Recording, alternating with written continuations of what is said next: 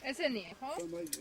ჩვენების ქარხანა იგივე და ჩვენ როგორც ასეთი, მაგრამ რო გადავრეკე დღიური 70 ლარი, 10 დღე რო გაჩერ. რაც არის ირანში. თურქეთის განმავლობაში მუშაობენ ესენი, მიდიან ამოწმენ ჩვენს პროდუქციას ფაქტიურად მთელი რუსეთის ტერიტორიაზე. თურქეთთან შევიდა დიდი თავი პარტია ხალხების და რუსეთში. მხოლოდ რომ გააგზავნონ შესამსახურს არის. ხვალიდან აქტიურად დაიწყება გადაზიდვები უკრაინის და რუსეთის მიმართულებით. სამი სახის ტრანსპორტი ხდება თვითის ციტრუსის გადაზიდვა, ეს არის საზღვაო ტრანსპორტი, სახმელეთო ან საავტომობილო ტრანსპორტი და სარკინიგზო. ერთი მანქანის გადაზიდვა ბათუმიდან ილიჩოვსკამდე ხდება $1700.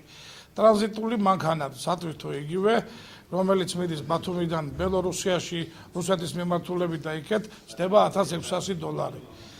ვაგონი ჯდება $4100. ტარიფი იმნაირია, შეიძლება შარშანდელთან შედარებით ერთი $100 განსხვავება იყოს. იმიტომ დაკავშირებული ესეც საწვავთან დაკავშირებით. ანუ $100 ზედმეტია თუ ნაკლები? ზედმეტი. სატვირთო მანქანებით მისი ღირებულება იქნება კიევში ჩატანა მეღირება $200 ერთ ტონაზე. თუ მას სურს, თქვათ, გლეხს ან ფერმერს სურს, რომ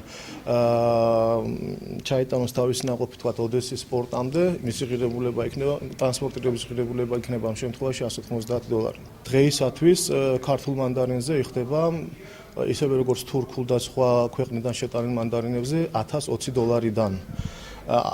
ეს თუ არ შეიცვალა, მაშინ $300 იქნება ყველა დოკუმენტაციის მოგვარება გლეხისათვის.